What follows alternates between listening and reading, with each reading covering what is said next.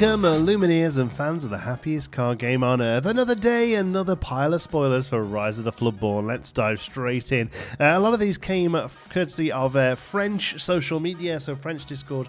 I think maybe some French content creators as well. They have now all been translated into English, so we can take a good old look at them. Well, first of all, actually, Lady Tremaine here is that we now have the English version, and she's looking great, so that's all fine. So we move on. 4-costed Inkable 3v for 3 lore in Sapphire. Prince Charming, heir to the throne, a Dreamborn hero prince.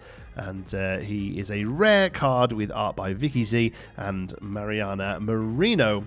Colour shifted Hans here. This is a Sapphire Hans, a 3/3 for 3 lore for 4 is just a good solid body in vanilla. Obviously these cards are going to get a little outplayed as we see more cards with abilities come in and a similar sort of cost or slot. But for now, Hans definitely sees play, and I can't see why, at the moment at least, Prince Charming can't see play in a similar kind of build. Solid body, but nothing really to write home about. Next up, we have a 2-costed Inkable 2/2 for 1 lore in Grand Duke, Advisor to the King, an Amber Storyborn ally with the ability, yes, your majesty. Your prince, princess, king, and queen characters get +1 strength, with art here by Javi Salas on this rare card. This is really interesting. This is what we call in a lot of card games a lord, basically giving a bonus to a certain character type or a certain classification here. But this one kind of hits a lot of different ones. Prince, princess, king, queen.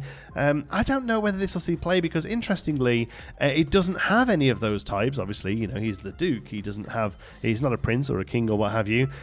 So whether or not you're going to slot this into a typal deck to boost a type without it being the type itself, that's a little tricky. Obviously, it fits well into a Stitch Rockstar deck alongside, I don't know, what princes, princesses, kings, queens are you running at 2-drop? I don't think many of you.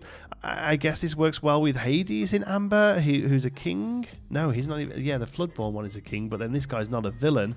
I don't know. It's a weird one. I don't see where this one sees play currently. On the other hand, we have a 3-costed uninkable 1/3 for 1 lore in Amethyst. Arthur, Wizard's Apprentice, a Dreamborn hero sorcerer with the ability Student. Whenever this character quests, you may return another chosen character of yours to your hand to gain 2 lore. Woo-wee! This is a secret rare with art by Jake Parker, and my goodness, this one seems strong out of the gate. You've only got to look at some of the Merlin cards that are going to be running alongside of this one, most notably Merlin Rabbit and Merlin Goat. I think you're just going to get a hell of a lot of value out of these. You're going to be playing Merlin Goat, then you're going to be playing Arthur, you're going to be questing with Arthur, you're going to be bouncing the Goat back for 3 lore, the one off the Goat for questing, the one off Arthur for questing, that's 5 lore from that 2-card combo. Next turn you'll be able to replay the Goat, start all over again. My goodness, this seems really strong. The Goat doesn't have to quest for this combo, so the Goat comes down, gains 1, Arthur quests,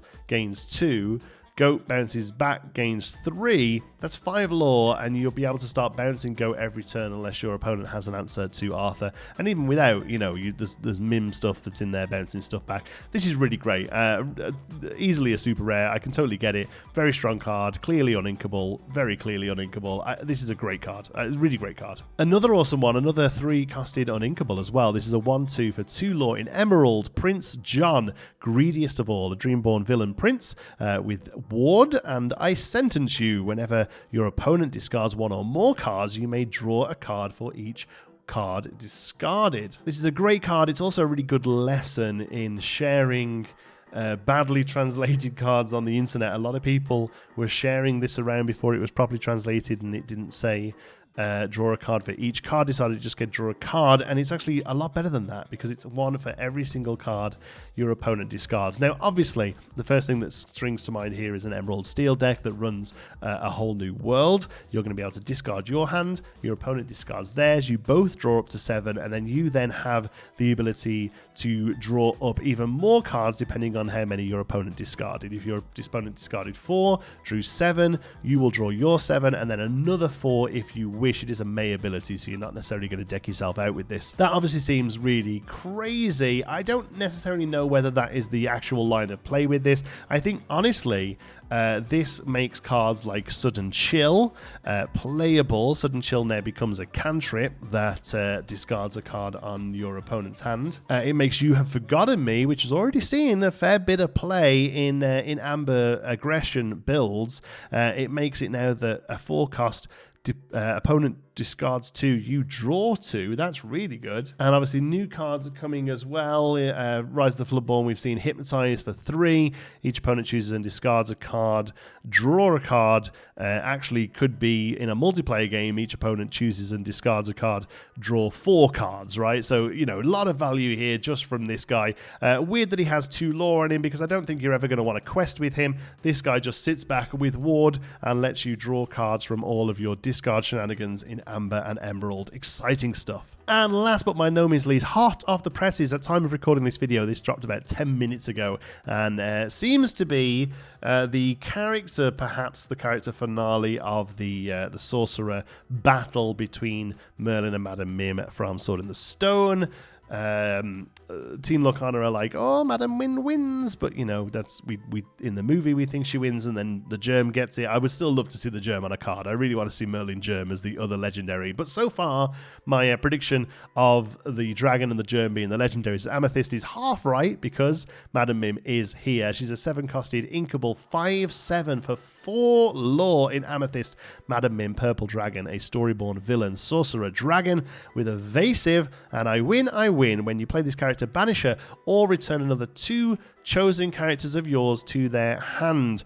A legendary with art from Ali Zemeno. So honestly, I haven't had a bit of a think about this card like I normally do when I record these videos. It literally drops just before I started recording. And obviously, as a body, she's pretty awesome. A 5/7 for 4 lore with evasive is going to be very difficult to deal with. Ironically, Dragonfire being one of the few things that deals with this dragon. Although we did see that Fang crossbow in Sapphire that is clearly got a target on her head as well. The returning another 2 characters to your hand is what pretty much beelines this card for a single archetype deck. This is going in the bouncy Amethyst deck and probably nowhere else. The tempo shift of losing 2 characters on your board just for this one to come down is pretty insane. Even if it's 2 characters that you've quested with and then she comes down, I still think the shift is pretty huge. So you're going to be wanting to get in value out of those cards that are bouncing back from your Merlins. Basically, you're going to want your card draw or your bonus lore from Rabbit or Goat. Now, if this card had Ward instead of evasive, I think it would be perfectly acceptable to quest out with 2 creatures,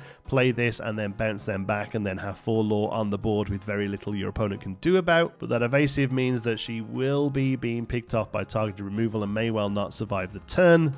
In which case, I think you're just really setting yourself back tempo-wise by bouncing 2 things back, unless you are getting benefit from bouncing them as well. Again, like we've seen in some of the Merlin stuff. This is definitely going to be a build-around and something we really have to play with to see how strong it really is. But I'm just kind of happy that I called that this was going to be legendary. So there you go, pile of new cards. We are getting a couple more from the French socials tomorrow. And obviously anything else that trickles out we'll be covering here on the channel too. So don't forget to subscribe if you're not already. Love you all to bits. Till the next one, be good.